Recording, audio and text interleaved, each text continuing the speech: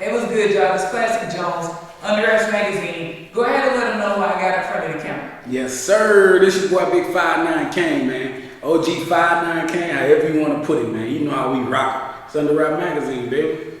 That's what's up. So OG 5'9" Kane, go ahead and tell me a little bit about yourself and let me know how you got into music. A little bit about me. I'm originally from Madison, Illinois.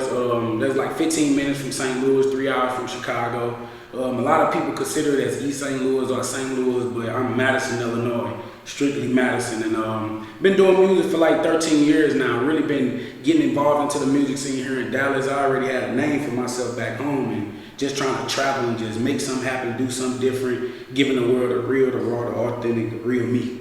That's what's up. So when you say Madison, because a lot of times people think about like Chicago, Illinois, you know what I'm saying? So what makes Madison and the type of music that you make different? Honestly, like, we really get out a lot of our trends and a lot of our music from the Chicago area. Me personally, I just took all of that from Chicago, St. Louis to the East St. Louis and just mixed it all together and created my sound. And I feel like I got a sound that's so unique that a lot of people like, yeah, bro, you got your own lane.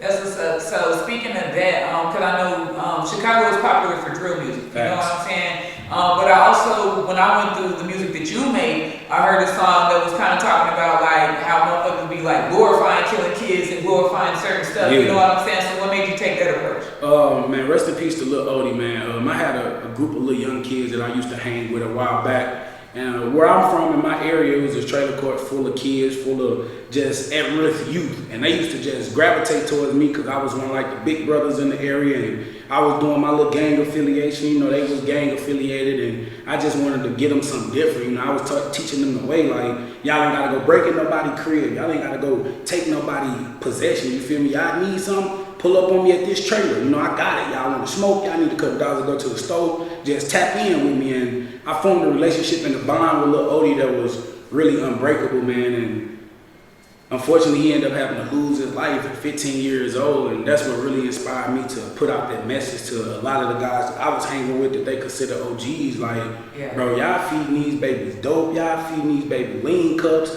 putting guns in their hands, sending them off to do missions, but y'all ain't telling them what come with that. Y'all ain't telling them what lies behind that lick or what lies behind if they take that wrong fake Percocet, you feel me? So I put out that message to just ask, like, you know, why we steady killing the kids? You know, why we ain't giving these kids direction? Why we steady telling them that we gonna lead the youth, but ain't nobody leading? Like, we really gotta be about what we preaching about. So that's what that song came from, real talk. Rest in peace to Lil Odie. Nah, that's what's up. So when it comes to the music that you made, give me some of the people that have influenced you. Not just rappers, you know what I mean? Even if it's somebody non-music, just entertainment related, let me know who's influenced you. The person who really influenced me a lot, for real, is my father. My dad, he wasn't musically inclined, but the stories that he left with me and the things that we went through, you know, as a family, and the lessons that I learned from the street things to him staying on me being in school really inspired me to tell the stories I tell. As far as musical artists, I really ain't got nobody like musically that I look up to other than like some old school artists like Marvin Gaye, Al Green, Otis Redding, them type of artists I really sit down and listen to. Like, most of the time I barely listen to like trap music. I listen to all R&B and 70s and 80s nostalgia. So that's kind of like where I get my inspiration from. Now, I listen to rap when I'm trying to get on some bullshit. Yeah. So how would you describe the music that you make? The music that I make is energetic, it's uplifting, it's positive. Sometimes it can get real gritty. It's just full of life. It's something that people can listen to and be able to understand the story and be able to tell their story. That's what's up. So listen, wait, because we're going to take a music break. I'm going to cut to a video. Go ahead and let the people know, because you got several videos on YouTube. What video you want us to remember? Hey man, y'all go tune into that Trenches, man. We just dropped that like 7-8 days ago. Shout out to T. Arbery. Shout out to Scott Visuals, LLC here in Dallas, man. They production studio. Hey, here we go.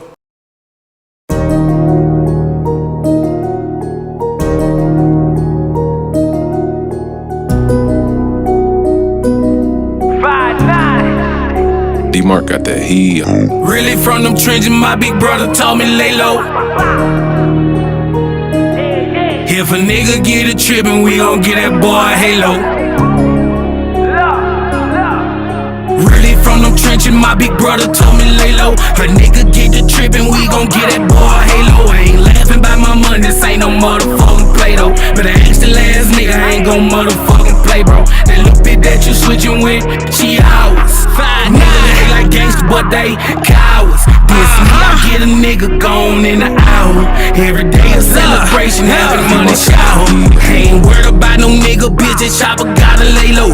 Drums on a stick, a perfect circle like a halo. Boy, we really play with Activision, gun like on Halo. Quick to flush a nigga down, I call it Glizzy Drano. I caught all my steppers, they gon' get it done. Really from the trenches, so I'm on the run. Nigga said he was my man, thought I was fucking dumb. That little bitch, I think you gang, she dropped a long coin. I go get it, bitch, I'm really banging bloods, it ain't no checking that. 104 the MOB, the P-way, go and check the facts. Niggas really cowards, had a strap when your man got whacked. Then he told the laws, he gave a statement shortly after that. I ain't tripping on shit, I'm on that bread now. Better keep your pole up, never put your head down. I ain't tripping shit, I'm really on that bread now. Better keep your pole up and never put your head down. Really from them trenches, my big brother told me lay low. A nigga get to tripping, we gon' get that boy halo. I ain't laughing by my money, this ain't no motherfucking play though. But I asked the last nigga, I ain't gon' motherfucking play, bro. Alright, so right now, you're working out in Dallas. So what made you come out to Dallas, and who do you plan to work with? Because you know what I mean, not even just on the Dallas level, we in Texas, you know what I mean? So tell me a little bit about that. Man, I really love the Dallas music scene. It's way more like, I feel like it's way more supportive from a out-of-town standpoint, even though I done talked to plenty of Dallas people like, nah bro, what's going on in St. Louis, going on I'm like, alright, cool, so I ain't tripping, but you know, they perceive out-of-towners better than people from their own city, so I just been getting around, networking, meeting up with a lot of different people, you know, tapped into the TSF factory, you know, tapped in with a few of their artists over there. I had my former friend tapped in with Sauce Barkley, went all the way out to Houston, tapped in with Wood. I ended up getting into it with Big Who. Well, not into it, but into a conversation, you know, I'm just trying to tap in with a feature. Caillou, Big X, the plug manager, went and tapped in with them in Arlington, and you know, it's all love for real, man. They be doing pop-up shops that be so lit and live. Y'all ever get a chance to find the Big X, the plug pop-up shop? Because they private, so you gotta know somebody to get in. VIP, $150 a ticket, telling you, go. It's worth it, real talk, it's worth it. But I reached out to South Dallas Kiki not too long ago. You know, been really just trying to lock in with a lot of artists. Shout out to Young Baller. He done, you know, got me right on a few beats. Listen, Young Baller was in one of our, well, he was in our very first issue. So shout out to him. But that was like 3 years ago, but he was one of the first people I was like, I gotta make sure I get him. Baby, you know what I'm saying? Young Baller definitely plugged me in with the road music, and you know, got me tapped in with him, and I just been trying to network. I've been all over the place, man, for real. Not real talk, man. South Dallas Kiki, when you see this interview, oh, baby. For real. We need that. You already see the time. Yes, sir. So when it comes to being a rapper, what's one of the hardest things? I mean, the hardest thing today with being a rapper and an artist is just making sure you're safe. You know, making sure that the move that you make is not for social media, but can be for social media at a later time.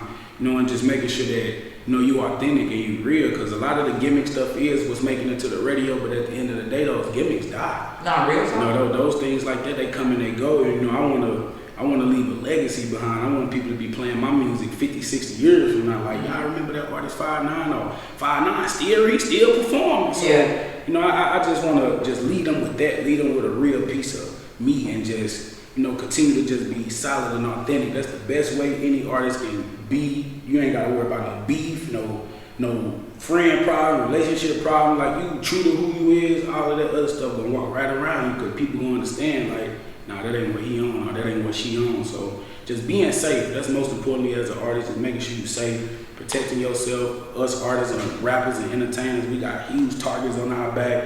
People that don't know how to work for what they want what we got, and we done put in all the hard work, blood, sweat, and tears for it. So just keep that thing with you, and, you know, just keep your eyes open. Man, you brought it out a little bit early, so I'm gonna take a commercial break. Listen, a lot of what you just touched on really resonated with me. I just did a movie. It's called the Swerve movie. Shout out to the cast and crew. Okay, yeah. I'm gonna show y'all, you know what I mean? Just a little clip of the Swerve movie, so y'all get into it. You know, already got some shit to say. I'm chilling with Big Swerve, man. This is the Chocolate Lounge Grand opening, man. Go ahead and let the people know what they can expect when they step up in the building. Big Swerve. Y'all know that. You wouldn't even say shit. You know what? That's my little sis. I had to take her forward. Fuck your little son! Your drunk ass fucking friend Mike. Are you listening to me? I can hear you. Baby, why we never talk about your mom? Keep shining. Not much talk about that lady, baby. What you mean? You don't do the right thing. What the fuck is you doing? Get your hands off my mom, nigga. What the fuck you gonna do with the shirt all off like you big and bad, nigga?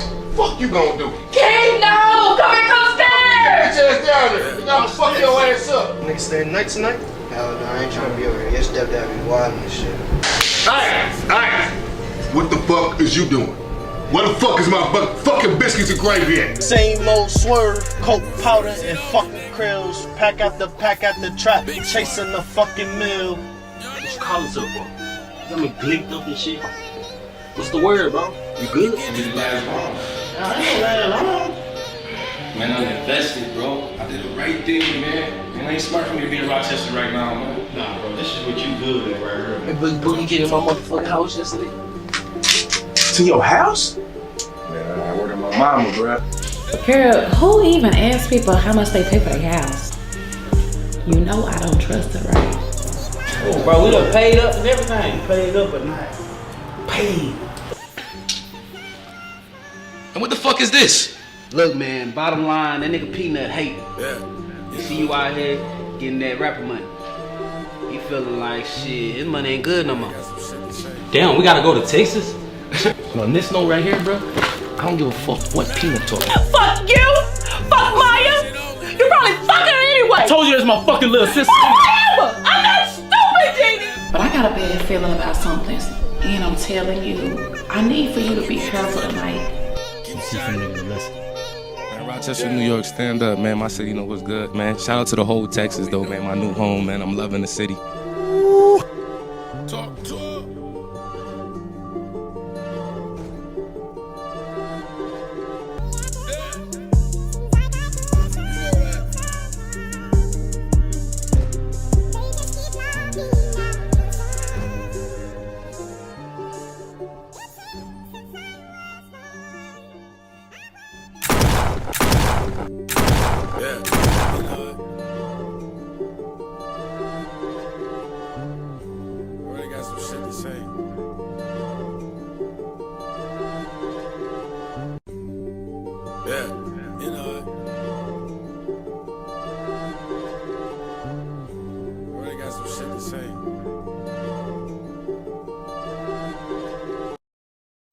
Okay, so since you first hit me up, or you first hit us up, I kind of took a look. I went through your archive, I went through your music, and I was just like, whoa, where the fuck has he been? You feel what I'm saying? That was number one.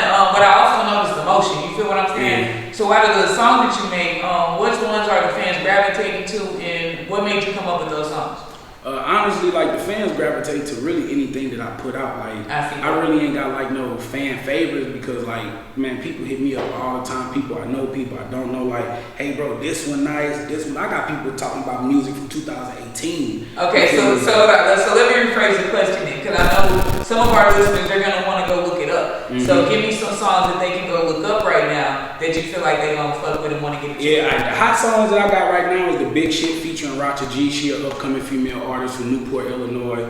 Fire. When I say y'all gonna like her, especially with all the female artists that's tapping into the game, y'all definitely gonna like her style and the way she bringing her energy. That's called Big Shit. Trenches, which is another single that I released off my last EP. I got that video out. Non-stop, that video going crazy. While You Wait, I did a remix to the Lola Brooks Don't Play With It. That's going crazy right now. That video will be out soon too. So y'all tap in, man. Real talk. While You Wait is out on every platform. Until the Death of Me is out. And the Bar Baby Way 2 official debut studio album is dropping May 28th. Real talk. Nah, that's what's up. So since you are starting to catch flame, how do you balance like your normal life versus like your music life? You know what I'm saying? Man, you know, for a while I didn't know how to differentiate 5'9" Kane between tomorrow. Ooh, that's deep. And it was hard for me to like separate those two. I used to bring my street life and my stage life home, and that clashed with my relationship, and it made me fall out with a lot of different people. So it was very important for me to understand exactly who I was when I was at home around my family and who I was when I was on that stage. Cause I forget. I'm like they call method actors that don't know how to break their character. Like I was one of those type of artists. Like when I got in 5'9" Kane mode, I was 5'9" Kane. Even with my girl, you feel me? And it wasn't supposed to be like that. So that caused friction within our relationship and made us like really like stray apart. So I had to like figure out like, damn, like what am I doing wrong? Then my cousin told me one day like, Kane, you gotta understand how to separate Damari from 5'9" because you letting them clash and it's not ending good with nobody. So that right there, it really took a lot out of me to learn and understand on how to separate the two because I'm only 27, so I'm still learning, I'm still growing. And a lot of stuff, my daddy died when I was 17. That plays a big part of me learning how to be a man. I was never taught how to be a man.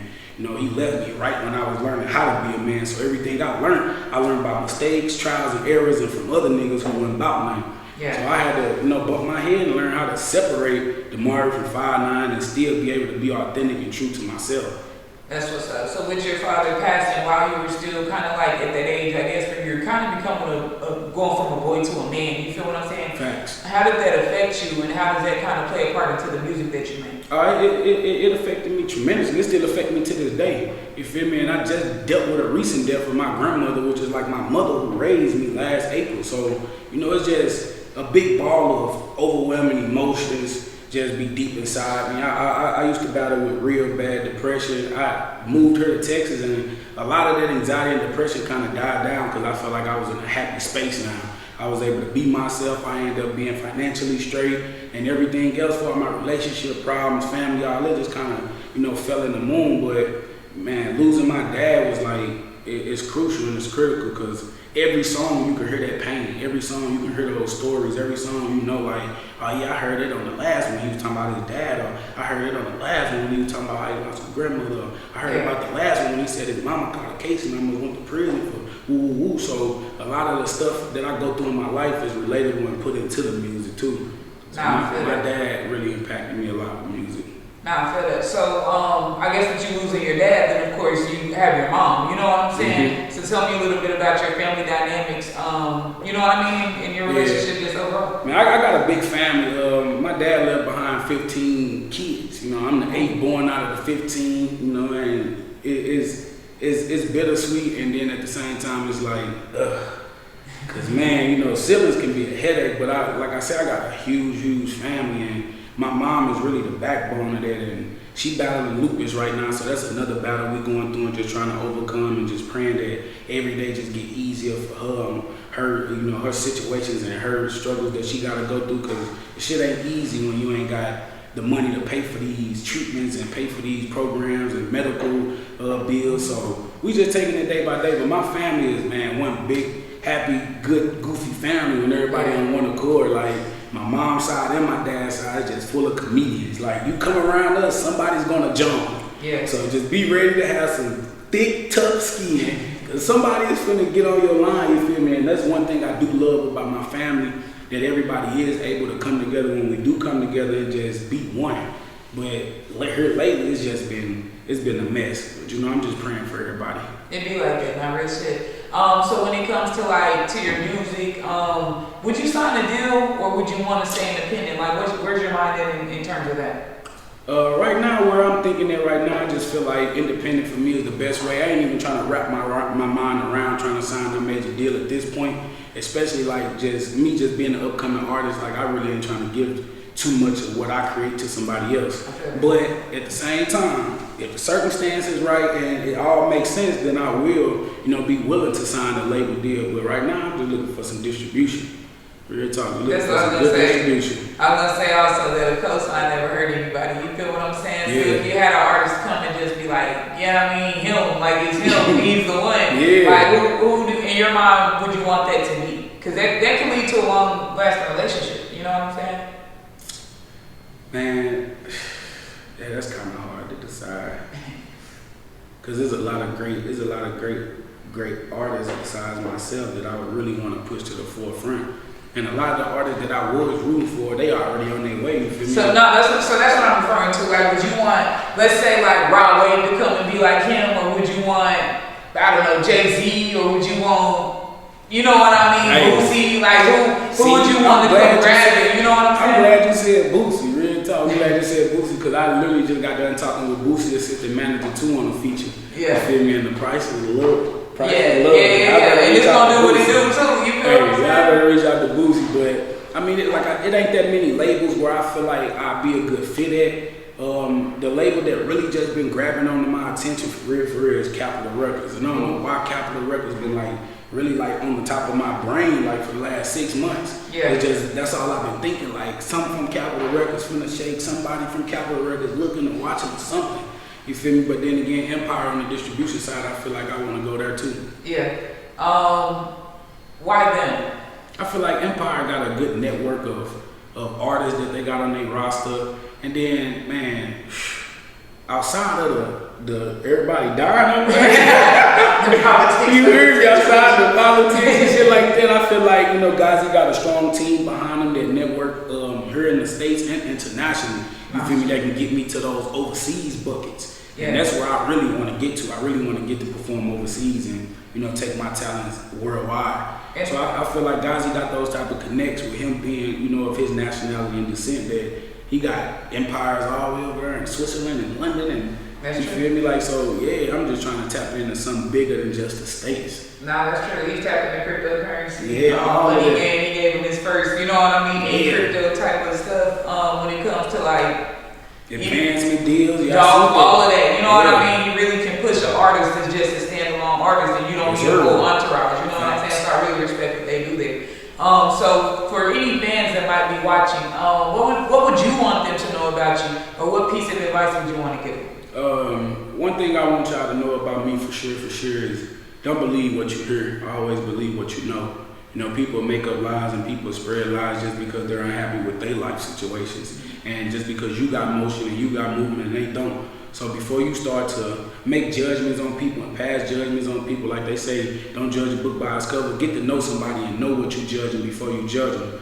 Because situations like that I've seen go real bad, where people would not like somebody based on what somebody else done told them, and they not even knowing what's really the whole situation until later on down the line. Not both of them looking kind of stupid when they missed out on the blessing, which could have been you the blessing, and they fumbled the bag, you feel me? So I always try to tell people, like, you know, don't believe what you hear, especially not about me. I always keep your best foot forward, I always give it your 130%. Never let somebody who already got it made tell you what you're doing is not working.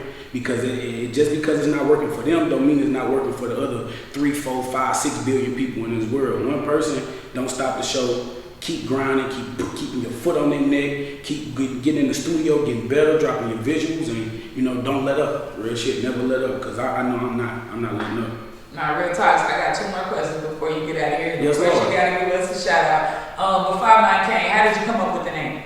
Alright, so originally my name started as Mad Mari in 2008. It was Mad Mari, and the reason it was Mad Mari because Madison, Mad, M-A-D, Mari, Damari, that was my name. Just a kind of scheme play on my name. So it went from Mad Mari in my younger, like 12, 13. Then I went to cocaine and rap as I started getting into my 15, 16. But once I started doing the cocaine and rapper, a lot of people was telling me, like, yeah, bro, that is gonna be hard to market. Like, a lot of people ain't trying to book you and your name cocaine. How you gonna get booked at a bar mitzvah or a school or a graduation for kids or something? Your name cocaine. So, you know, I took that into consideration, went back to the drawing board, started rebranding a lot of my material, and just came up with cocaine. Then I was like, yeah, that's still kind of borderline.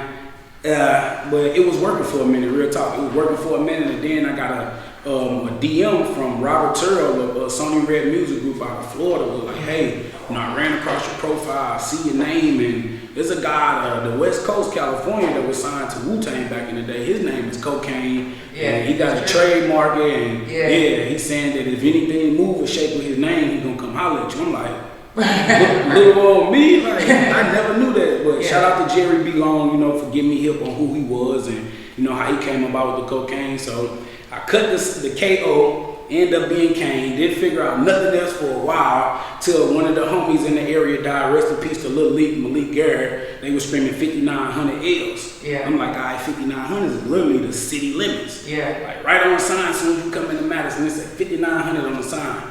So that little 5900 movement started going tough after Malik died, and you know, I was one of those representatives for my area, so I was like, hey, why not, you know, put that 5900 movement on my back and run with it. So I just shortened it up and did 59 Kane. 59, alright, then you know I'm tied in with the 59 brims, you know how that shit go. I love it. So listen, before we get out of here, let the people know where they can go if they want to look you up. You feel what I'm saying? Catch the vibes, follow your movement, the whole nine. Yes, Lord, man. Y'all can find me on every platform. 59 Kane, that's 59 Kane. A lot of people say 59 Kane. However you put it, the 5 still before the 9, and you know how the Kane rock it, man. Y'all can find me on Google. Type that shit in. Everything that you need to know gonna pop right up. I'm telling you, every page, every article, every album, mixtape, single, video, everything you need to know is that 59 Kane, man. You know how we rock it. That's what's up. Listen, Classic Jones, Under Wraps Magazine, 59 Kane. Go ahead and introduce his last video, and this one we're gonna ride out to. Yes, sir, man. Y'all know what the hell going on, man. It's 59 Kane featuring Castro, Minnesota, non-stop. Man, this one of them bangers, man. Y'all make sure y'all go tune in, man, and keep locking and rocking with Under Wraps Magazine. We out here, baby. Yeah. Bye. Non-stop. D-Mark got the heat. I know all my shooters, bitch, we really off that block. And I heard them niggas say they want some smoke, they need to stop. I caught his homie, hit his ass up with that fire. But he thought his ass was slick, we caught him running to his car. This bitch shoot non-stop. Got 100 in this chop. This bitch shoot non-stop. Got 100 in this chop. I say I know all my shooters, bitch, we from the same block. Don't let Styles and that nigga Greg get your face knocked. Bitch, that chop got 100 shots and knock your spleen knock. This bitch shoot non-stop. Heard he said he want the smoke, I'm hollering what he time about. Real steppers, we don't go off orders, we just blow shot. 104, I feel I'm mega slime, but they say that I'm not. Call a buddy and his partner, on the spot. Ass keys, ass German, bitch, I shook the whole block. Downtown, a nigga said that he was gangster, but he not. I can't speak on too much, you know the feds on the watch. And that Rico shit for real, you see the artists, they done drop. So y'all can listen to this clip, everything you see is prop. They can hear that cause the drop. They can hear that cause the drop. Fuck the feds, we from that block. I know all my shooters, bitch, we really off that block. And I heard them niggas say they want some smoke, they need to stop. Caught his homie, hit his ass up with that fire. But he thought his ass was slick, we caught him running to his car. This bitch shoot non-stop. Got 100 in this chop. This bitch shoot non-stop. Got 100 in this chop. I don't do all of that talking. Catch me when I spin your block. Ain't no point in shooting back. I got 100 in this chop. See my face and hit the gas, but too bad I flipped this cop. Niggas talking like they stepping, but I take that shit too far. Yeah, I know them bullets hot. 7.62s in this bitch, watch how these hoes glow in the dock. I been fucking on this hoe, he wonder how I got the drop. Gave that bitch a couple band for the location to his spot. Walked in with no mask on. Where the fuck he at? His homie moved, reaching for his tool. Why did he do that? He got hit so many times and knocked the bones out his back. Round that time is when that bitch, that nigga ran out the back. Caught his ass by the fence, nigga, he ain't ran since. I was beefing over money, he crying over his bitch. He was talking about my nigga being dead. Remember this? You say you don't? Okay, fine. Now you won't remember shit, man. I know all my shooters, bitch, we really off that block. And I heard them niggas say they want some smoke, they need to stop. Caught his homie, hit his ass up with that fire. But he thought his ass was slick, we caught him running to his car. This bitch shoot non-stop. Got 100 in this chop. This bitch shoot non-stop. Got 100 in this chop.